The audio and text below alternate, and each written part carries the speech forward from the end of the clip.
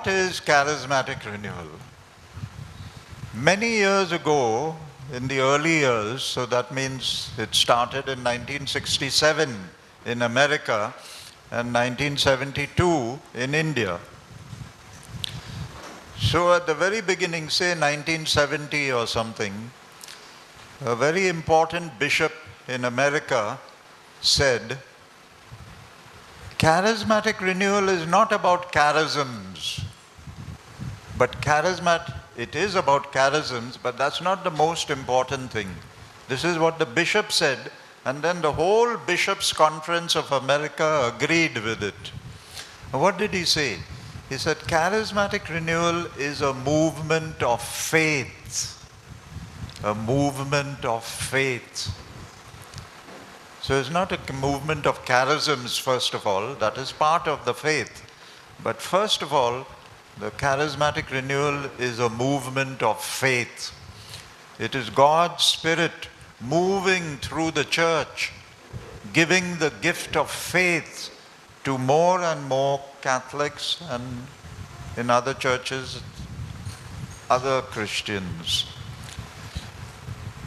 So now you know, I'll give you the example of spectacles.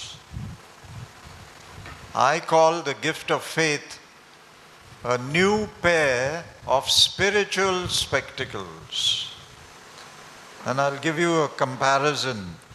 You know, about that same time in Bombay, they started three-dimensional films, 3D.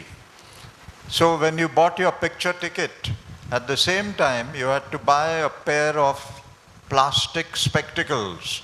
One side was red and the other side was green. Now, when you came and watched the film, if you did not put on those spectacles, you would not get all the richness of the screen. It would be only two-dimension. The third dimension, which gave depth and color and so on, would not be got. Not because your eyes are defective, your eyes were okay. Eyes, 2 eyes or 4 eyes even.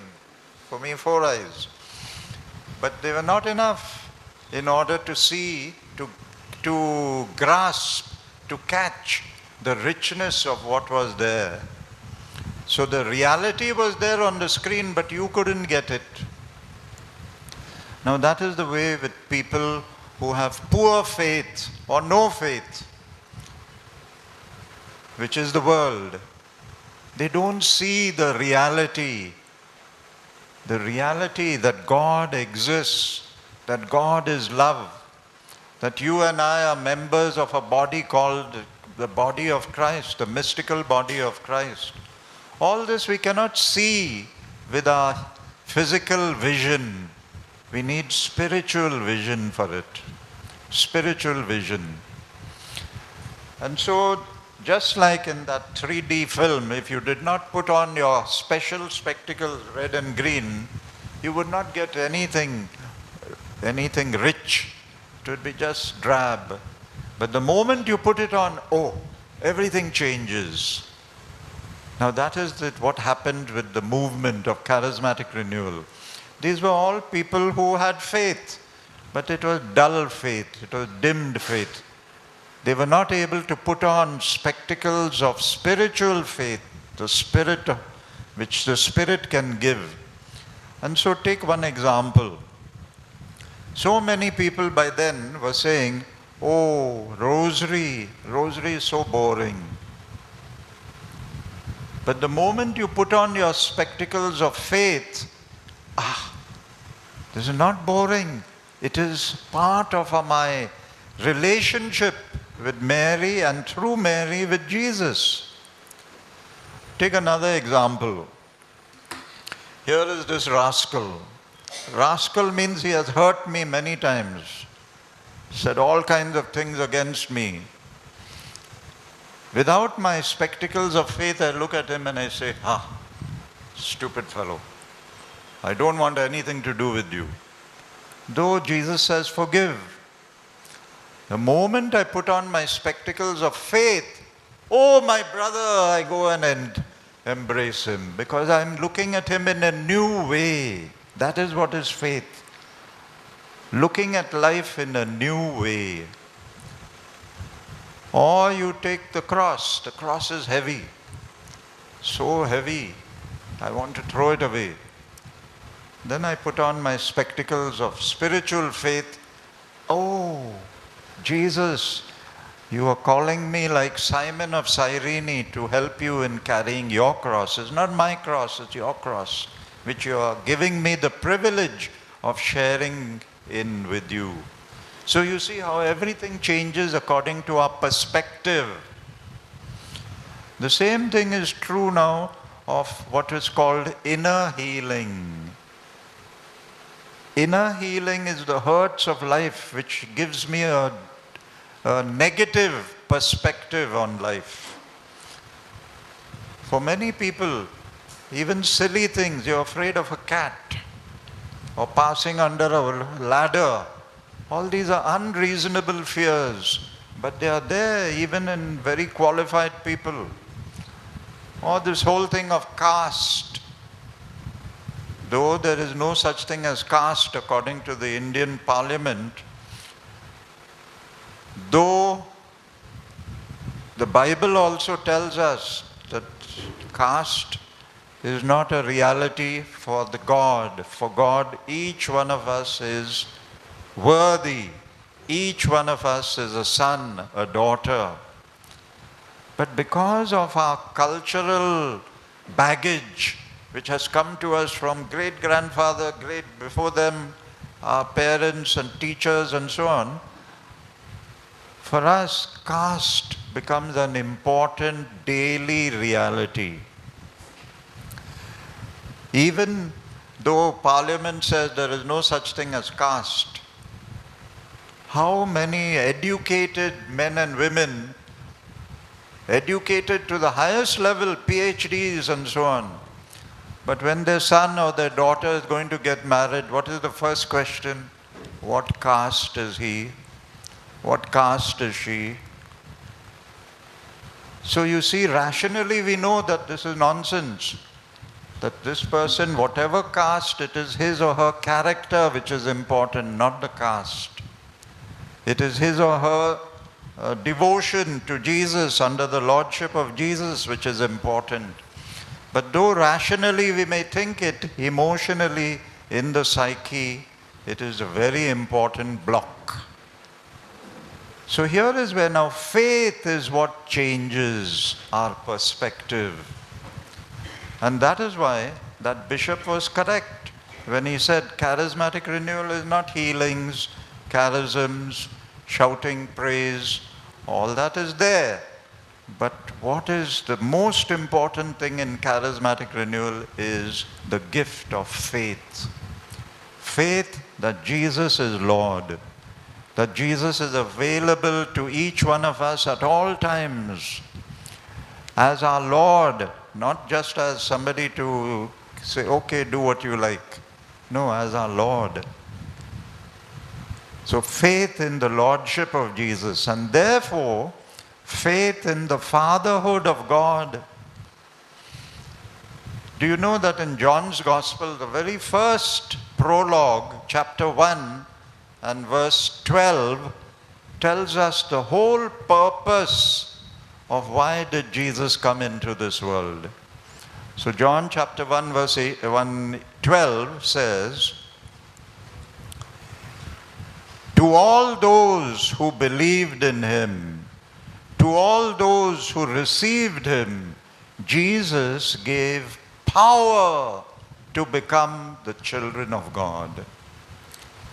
So that is the whole purpose of his coming.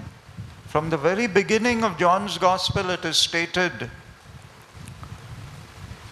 Then of course you know Father Rufus Pereira. He and I used to make jokes about these texts. So Rufus fell in love with the Word of God. You have heard me say this before, you have heard others. Of course, they all got it from me because I am the original joker with Rufus. So, Rufus fell in love with the Word of God and learnt it by heart. so that after some time you could never get an ordinary sentence from him. It was always some quotation from scripture. So you asked Rufus, Rufus, what's the food like today in the seminary? At once he gave you a quotation from Joel. Or you said, Rufus, what's the weather going to be like today? At once a quotation from Jeremiah. Now on this day, all the seminarians were playing football in the field. And from the gate, which opened to the road, which happened to be open, a donkey walked into the ground. And of course disturbed the game. So they all took up sticks and stones and drove away the donkey. Where was Rufus? He was on the sideline with his Bible under his arm, walking up and down. So the rector of the seminary watched from his window, and he said, here is Rufus there. Let me see what he says now. So he ran down and said to Rufus, Rufus, did you see what happened? What do you say? At once Rufus said, John 1:11. He came unto his own, and his own received him not.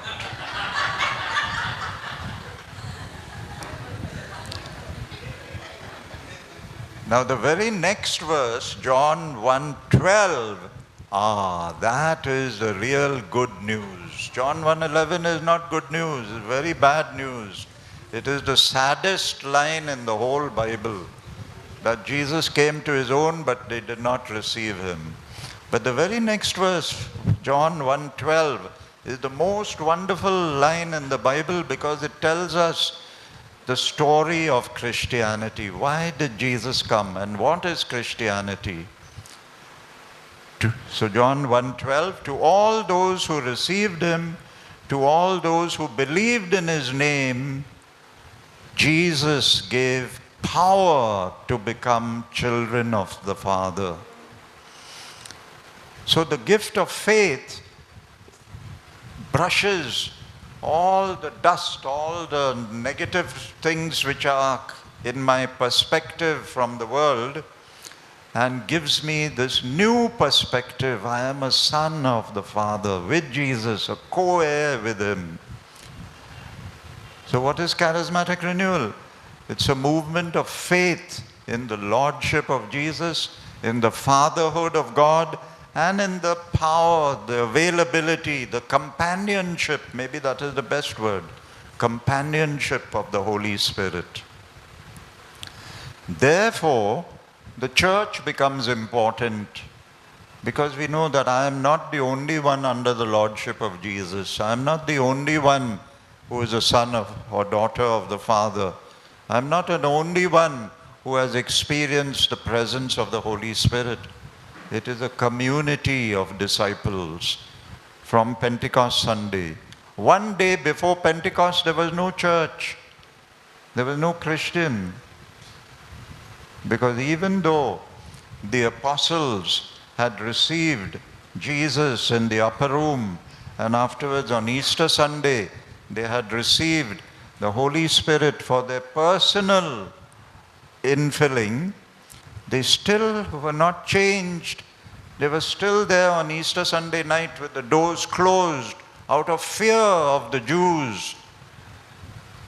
So they were not transformed yet. And among themselves they were fighting, as you know.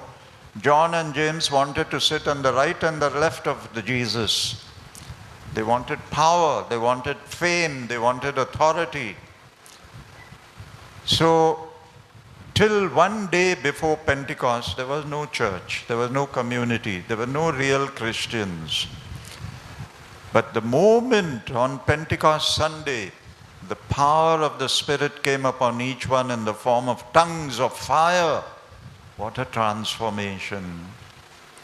And so the church from that moment onwards became important.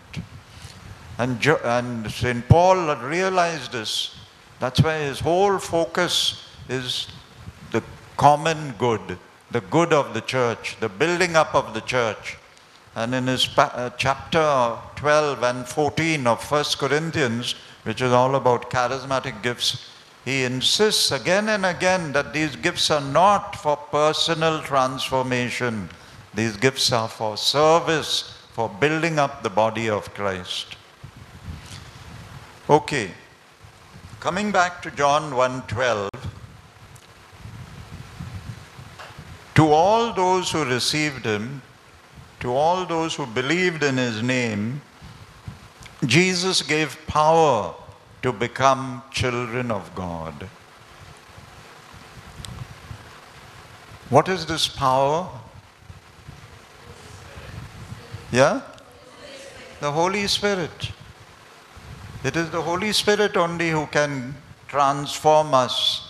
So instead of using the word Holy Spirit, John has used the word power in order to teach, because he has written after the Acts of the Apostles. Acts of the Apostles and Luke's Gospel and so on is written about the year 80. 80. John's Gospel is written in 95, much later. So John has seen that Acts of the Apostles begins with the words, chapter 1, verse 8. I will ask the Father, don't go away, Jesus says, don't go away from Jerusalem until you have received power from on high. And when you have received the power of the Spirit, you will be my etc. So John sees that already some of the early Christians were taking that word, you will receive power, as being focused outward. They forgot that the first power of the Spirit is for me to be transformed into a son or daughter of God. And so John starts his gospel with this reminder. To all those who believed in him, to all those who received Jesus, he gave power to become children of God. Pope Benedict, now he's 91 years old, former Pope or retired Pope. He was an intellectual. He was not a charismatic in any way.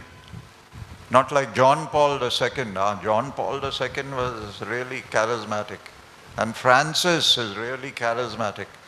But Benedict was an intellectual. All his life was teaching and correcting the teachings of others. But imagine what was his answer when one day he asked the people at the big general audience, why did Jesus come into this world? Now remember the question, why did Jesus come into this world? And many people gave answers, for salvation, for this, for that. And then the Pope said, I will tell you. You know what was Pope Benedict's answer? Why did Jesus come into this world? His answer, to baptize us in the Holy Spirit. What a wonderful answer from a Pope who is not really part of the charismatic renewal. The main reason why Jesus came into this world and why Jesus suffered so terribly and died and rose, the main reason is to baptize us in the Holy Spirit. And this baptism of the Holy Spirit is first of all for my transformation into a child of God. So here is where now the charismatic renewal is helping people, authentic charismatic renewal, because there's charismatic renewal and charismatic renewal. Lots of charismatic renewal, unfortunately today, is influenced by other Christian denominations. It's not, anyway, we won't talk about that. Let us come back to the main point. The main reason why Jesus came into our world is to baptize us in the Holy Spirit. Put it a different way. In the first letter of John, chapter 5, it says The reason why the Son of God came into our world is to destroy the works of the devil. See how this connects with this first line? To destroy the works of the devil.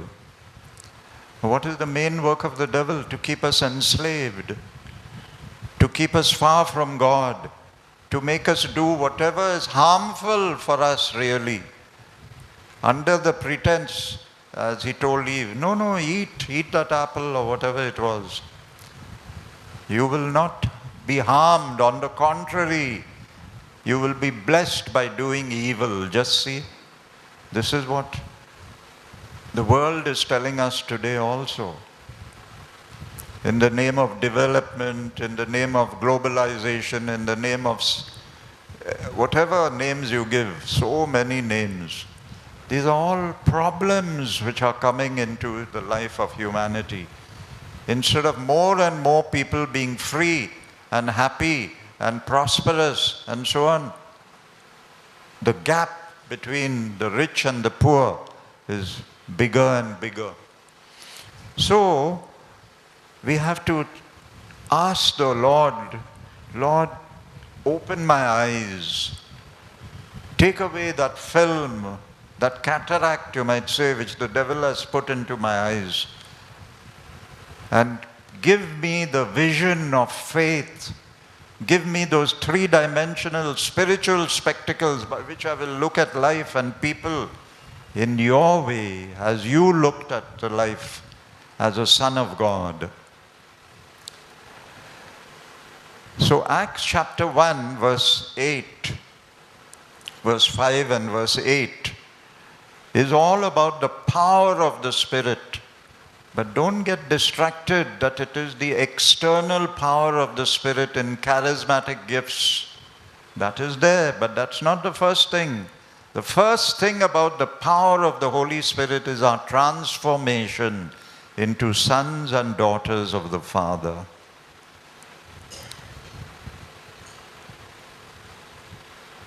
That is why John's Gospel, chapter 14, 15, 16, chapter 7, chapter 1, chapter 19, is all about the transformation which Jesus has brought by the gift of His Holy Spirit.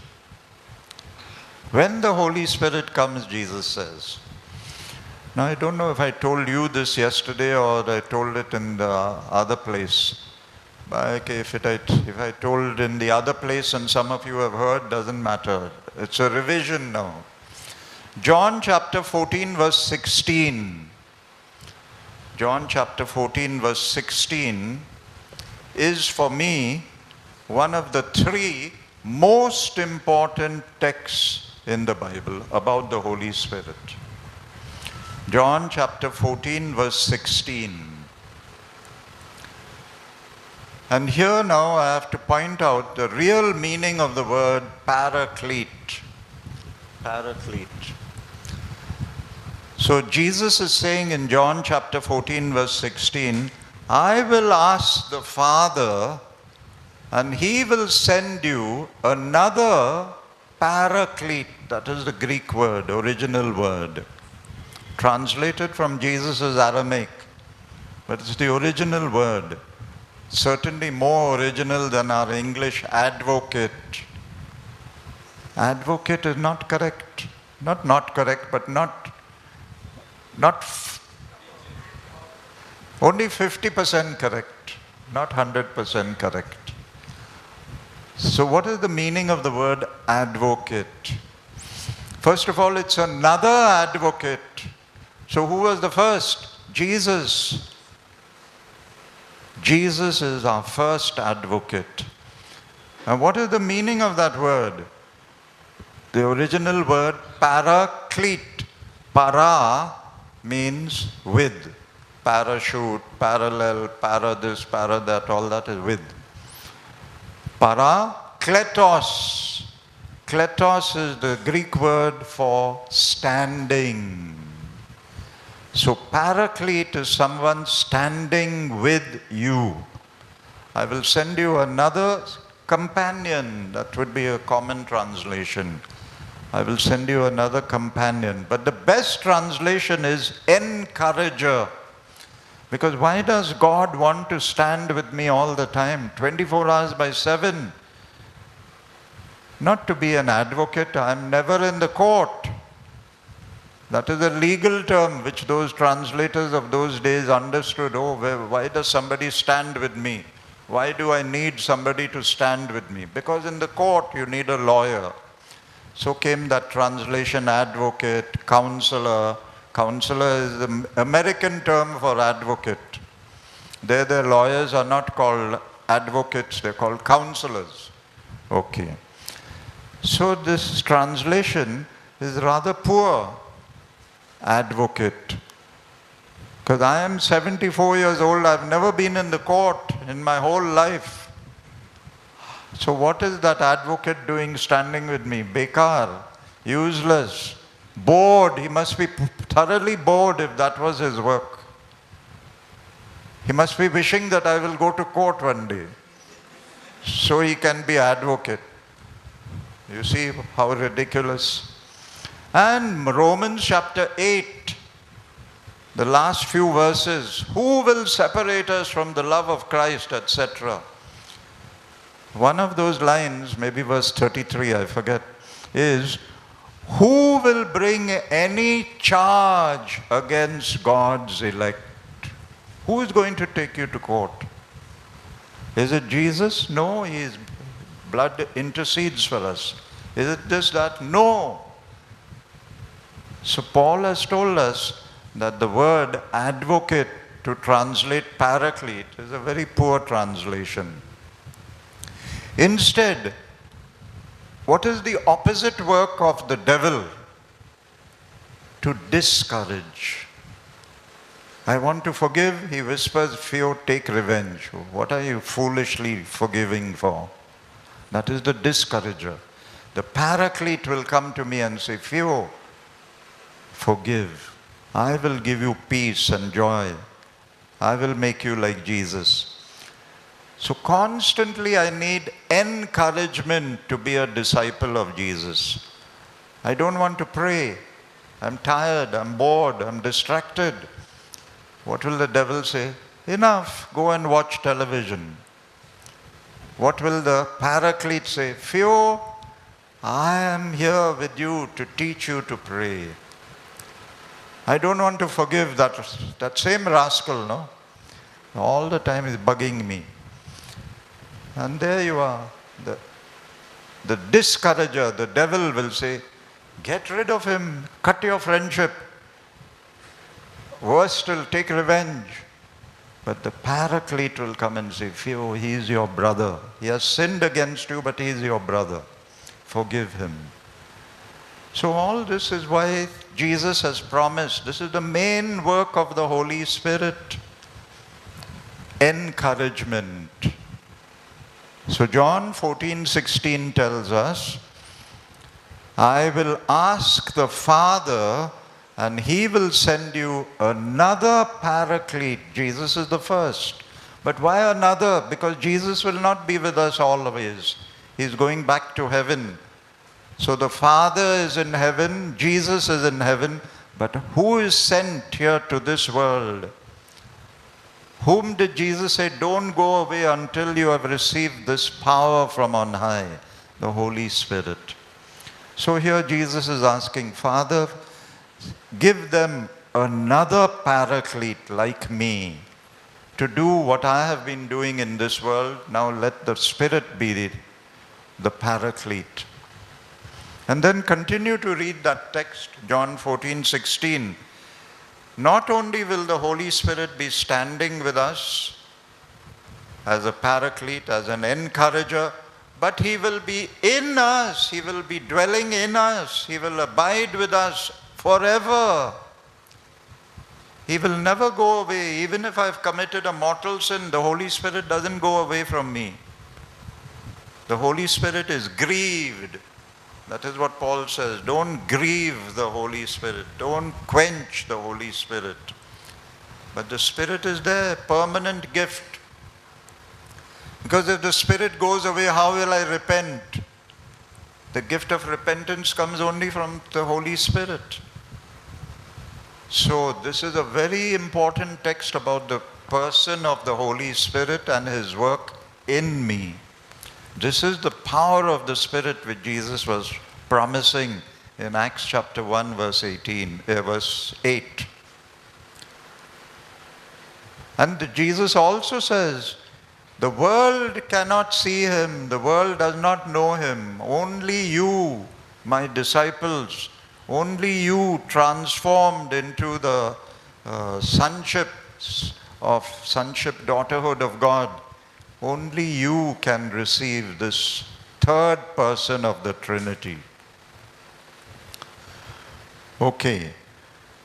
Now, together with this, another equally important text, I have three to give you.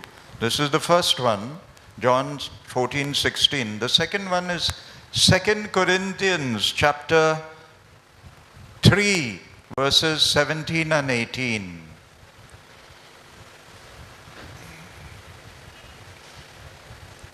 So those of you who are finding it, better to find it, because the 3 points I want you to search for in that text. 2 Corinthians chapter 3 and verses 17 and 18. The 3 main points. I will read it to you first, then you tell me what are the 3 main points. And those who have the Bible open, read it for yourself. Now the Lord is the Spirit. And where the Spirit of the Lord is, there is freedom. And all of us are being changed degree by degree into the image and likeness of Jesus. For this comes from the Lord who is the Spirit. So 3 points here. First point is repeated twice. First line and last line. Namely, the divinity of the Holy Spirit. Now the Lord is the Spirit. You know how important this text is? Nowhere else in the Bible, nowhere else, not even in the words of Jesus, are we told that the Holy Spirit is God, that the Holy Spirit is Lord. Nowhere else. So Jesus spoke much about the Spirit. He never said that he is God with me. He is the third person of our Trinity family. Because maybe the disciples were not ready to receive this kind of teaching. Their minds were closed. It was the Spirit who had to open their minds when he came. Just as their minds were closed to the death and resurrection of Jesus. When Jesus said, I will suffer and die and rise, what did Peter shout? Lord, this must never happen to you. His mind was closed. And Jesus shouted at him, get behind me, Satan, because the way you are thinking is human thoughts, not God's thoughts. So they could not understand. Their minds were closed to the message about the death and resurrection. And after Jesus rose, did they believe? No. Mary Magdalene went and said, no. 2 disciples on the road to Emmaus? No. Even Thomas in the upper room on Easter Sunday, he was not there. The Lord appeared to the others. And then Thomas says, unless I put my finger here and my hand there, I will not believe. You see, the gift of faith is missing. Gift of faith is not a feeling. Gift of faith, as I quoted, I think yesterday, Hebrews chapter 11 verse 1. Hebrews chapter 11 verse 1. Beautiful definition of faith. So Hebrews 11:1 says, faith is an inner assurance of what we hope for, an inner conviction of what we do not see. So faith and science cannot go together. Faith goes beyond science. The scientist says, first prove it to me, then I'll believe. The person of faith says, first I will believe, then God will prove it to me. You see how it's a completely opposite approach to life. First prove it, I'll believe it. That is a scientist. And that is Thomas. Thomas in the upper room. I want proof, then I'll believe. Now what did Jesus tell him? Blessed are those who without proof believe. So the gift of faith is a most precious gift, and in a way it's the starting gift to everything of Christianity. We cannot believe in Jesus, we cannot believe in the love of the Father, we cannot believe in the Spirit, in the church, etc., without the gift of faith.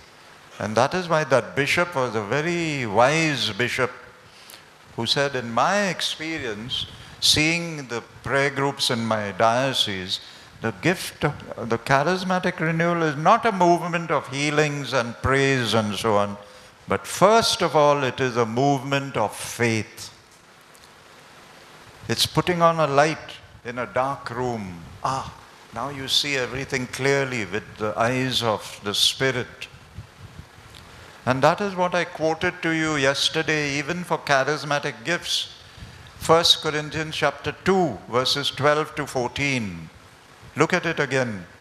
1 Corinthians chapter 2, verses 12 to 14. I did not carry my Bible with me today because I'm going to some other appointment. But you can, anybody read it loudly. 1 Corinthians chapter 2, verses 12, 13, 14. And read loudly and clearly. Now we have received not the spirit of the world, but the Spirit which is from God, that we might understand the gifts bestowed on us by God. And we impart this in words not taught by human wisdom, but taught by the Spirit, interpreting spiritual truths to those who possess the Spirit. 14. Unspiritual man does not receive the gifts of the Spirit of God, for they are folly to him, and he is not able to understand them, because they are spiritually received. Okay. Now I think I told you yesterday, but I'll repeat. When Paul talks about the unspiritual man or woman, he's not talking about bad people. They can be very good people, but they are not going by the eyes of faith. So that is unspiritual. He's not talking about people of the flesh who are bad. But he's talking about even good people, which is what you and I were before the Lord opened our eyes to the gifts. The first time I heard about charismatic renewal and praying in tongues, I said, nonsense, utter nonsense. I told you my testimony yesterday. But then came the gift of faith. It is not nonsense. It cannot be rationally explained, correct? But not everything can be rationally explained. That bread becomes the body of Christ and wine becomes the blood of Christ cannot be explained with your head or by science. That is where the definition of Hebrews 11:1 comes true. How do I know that this bread and wine is now the body and blood of Christ? Faith is the assurance of what we hope for. The conviction of what we do not see. We will never see those very stray miracles that we've heard about where the blood started coming. All that is not the normal. Why that happened is a different story. But for you and me every day in the church, there's no blood coming. But still, we have that inner assurance of what we hope for. That Jesus said this is his body, so we hope it is. An inner conviction. Conviction is something deep within us. I know it is Jesus. But how do you know? Don't ask me silly questions. I know. That is like two people in love. Here is this beautiful girl and this boy who is more or less useless. And they have fallen in love. And everybody is asking this girl, but why do you love him? There are so many others far better. Don't ask me stupid questions. I love him. Or the opposite, the boy for the girl. So there is in life many, many times when we cannot go just by this head. We have to allow the gift of faith to illumine the scene. And then we begin to see. So that is what Paul is saying here. We just read 1 Corinthians chapter 2, verses 12 to 14. The unspiritual man considers this to be all nonsense, foolishness. It cannot be explained. You know, the Jerusalem Bible translates the same passage by saying, the gifts of the Spirit cannot be explained in the way in which philosophy is taught. The way in which philosophy is taught. Philosophy is very logical. Major, minor, therefore, follows. But you can't do that with the gifts of the Spirit. You can't do that with the sacraments. You can't do that with the Word of God. And you can't do that with your spiritual life. So there are two different dimensions. They are meant to be complementary, of course. So the gifts of the Spirit are not irrational, but they are not rational either. You can't say that it is madness. It is certainly not madness. But you can't say that it makes perfect sense also. It doesn't. So the gift of faith is the gift of the charismatic renewal.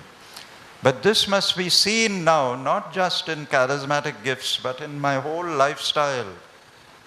So first of all, in the way I think, that my thoughts are not rational according to the world, but rational according to the Word of God. That my feelings are not according to the world, but according to Jesus' heart. And that my behavior, my actions in daily life are not according to the world, but are according to Jesus' Spirit, inspiring me, infilling me, sending me forth as a witness to Jesus.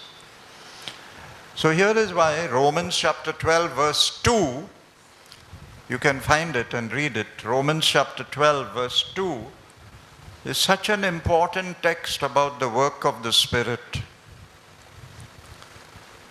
Oh, by the way, I took 2 Corinthians chapter 3 verses 17 and 18 and I got stuck on the first line.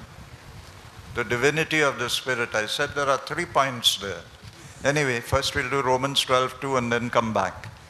So Romans 12:2 is what?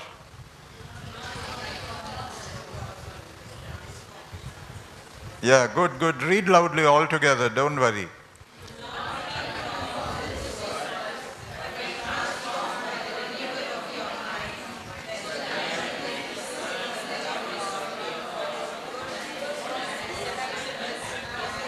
Okay, so here is Paul.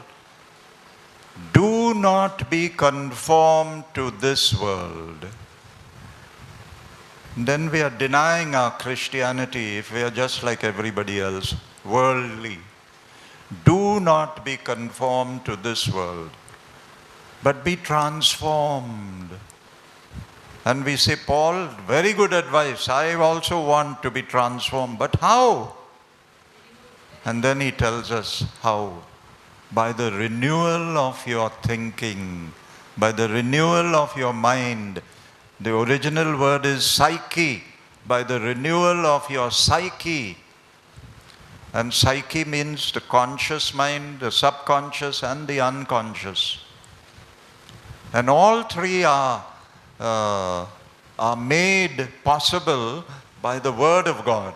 But now I want to go back to 2 Corinthians. Afterwards, if I have time, we'll come to Hebrews chapter 4, verse 12. So now 2 Corinthians chapter 3, verse 17 and 18. I told you there are three things there. The first is the divinity of the Holy Spirit. Now the Lord is the Spirit.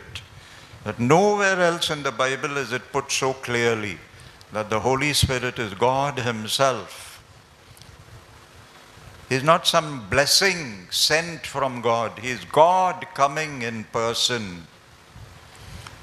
And here is where the Pentecostals then have got it wrong. When they say, receive the Holy Spirit and you will receive health, wealth and success. Imagine what kind of gospel is that? Whereas Jesus says that the Holy Spirit will give us health, wealth, money and success, worldly success. On the contrary, Jesus has said, blessed are the poor in spirit. Jesus has said, the world will hate you. And here these Pentecostal preachers, television evangelists are screaming, receive the Holy Spirit and you will receive health, wealth and success. They have not understood that the Holy Spirit is God. They are taking the Holy Spirit as some blessing from God. And that too material blessings. So here, the Catholic Church has got it right. Of course, from the very beginning, we are not Christians of 500 years only or 100 years only. We are Christians of 2000 years from the very beginning. It is the apostles on which our church is founded. So from the very beginning, and seen in the Mass, in the fourth Eucharistic prayer, which now most priests are not saying because it is a bit longer than the second Eucharistic prayer, which is very quick, tut-tut. So fourth Eucharistic prayer says, the purpose of the coming of the Spirit, that we might live no longer for ourselves, but for Him. He sent the Holy Spirit as His first gift to those who believe, to complete His work on earth and bring us the fullness of grace. That is why we receive the Spirit, that we might live no longer for ourselves selfishly, for this world, that we might live no longer for ourselves but for Him. He sent the Holy Spirit as His first gift to those who believe, etc. So this is correct teaching about the charismatic renewal and Holy Spirit. So we were doing 1 Corinthians chapter 3 verse 17 and 18. Now the Lord is the Spirit.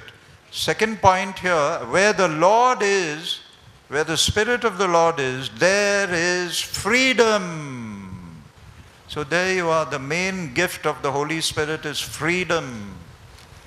Freedom for what? Freedom for discipleship of Jesus. Freedom to become a child of God. Freedom to be set free from original sin, which is what happens in baptism. What is the first action of the Holy Spirit in baptism? Our sins are forgiven. And what is the next action in baptism? We become transformed. We are born again of water and Spirit.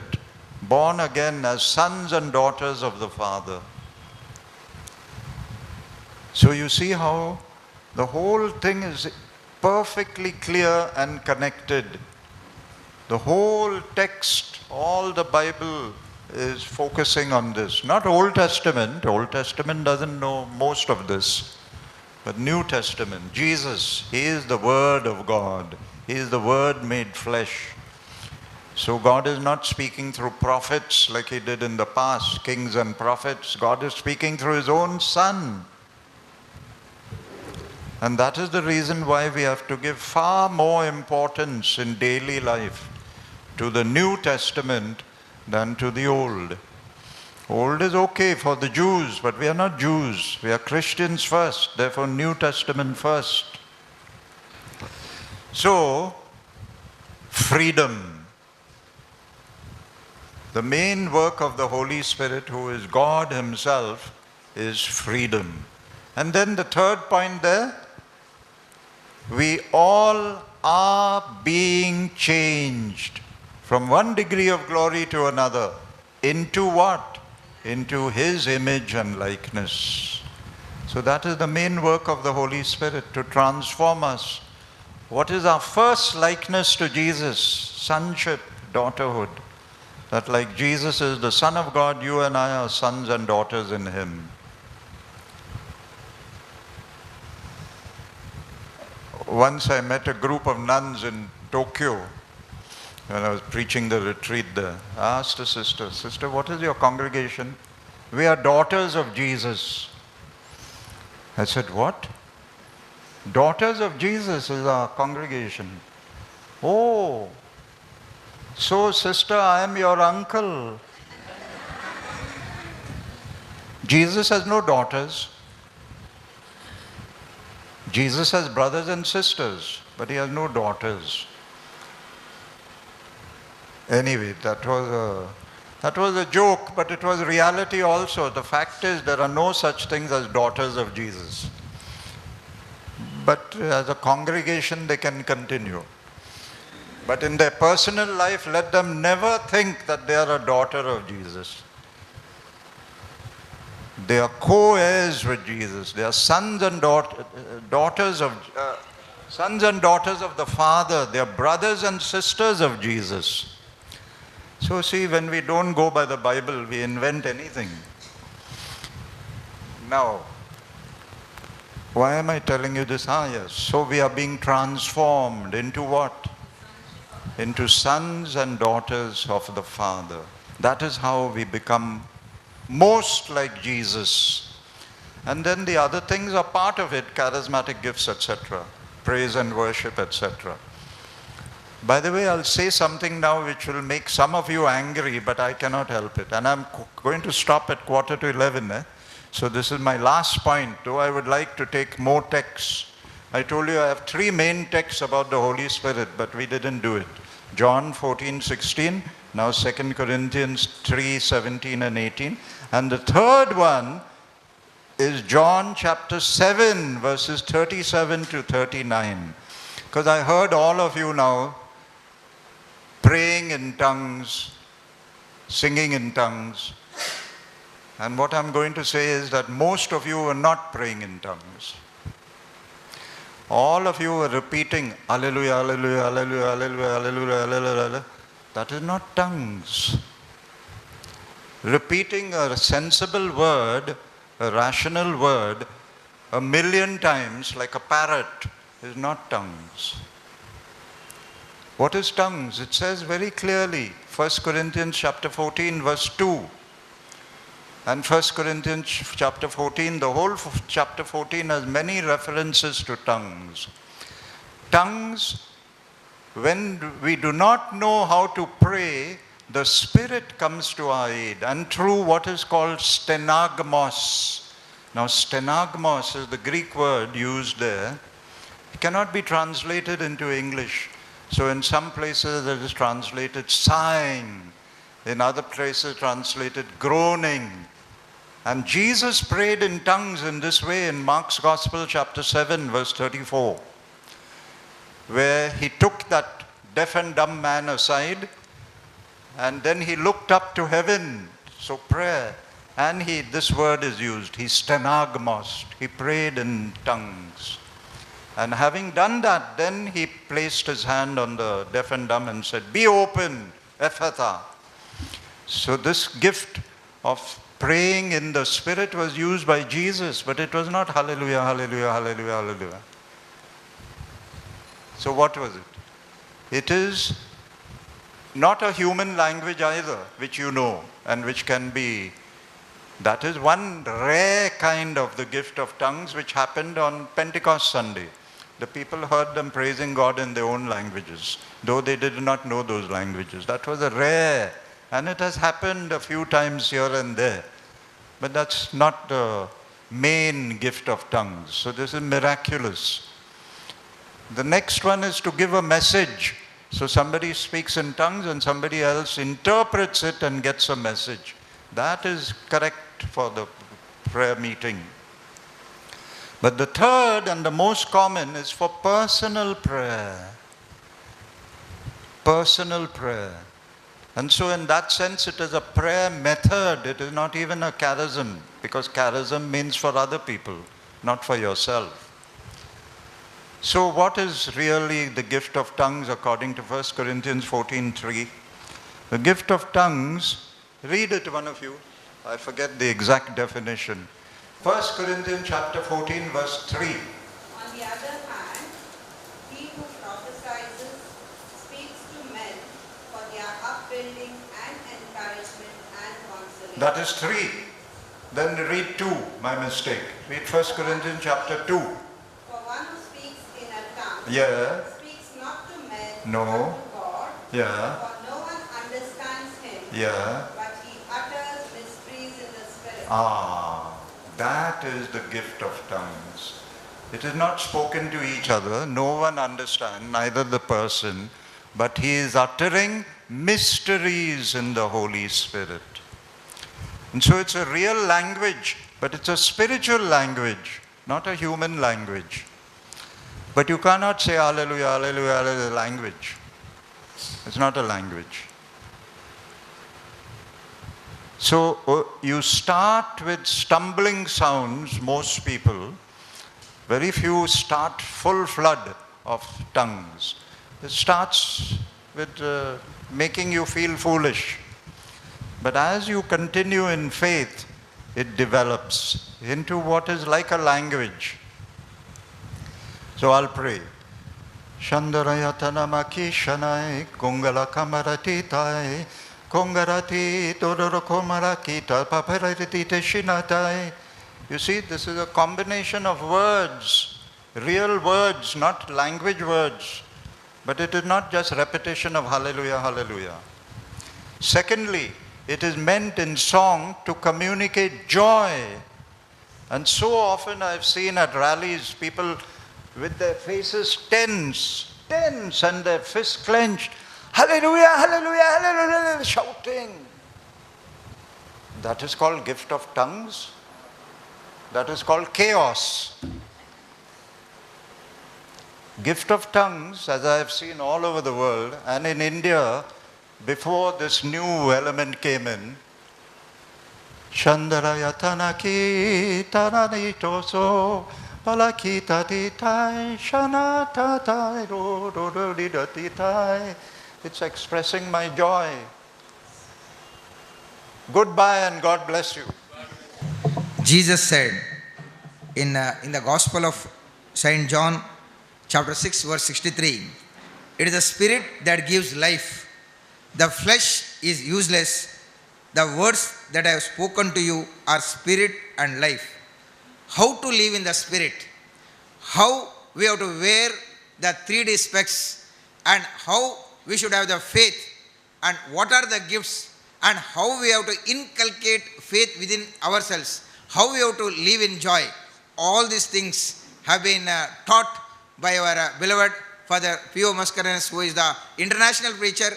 We have been really privileged that we have got the opportunity to listen to him at Mangalore on this day as well as yesterday. On behalf of Shalom Ministry, we heartily thank you, dear Father P.O. Mascarenhas. Thank you.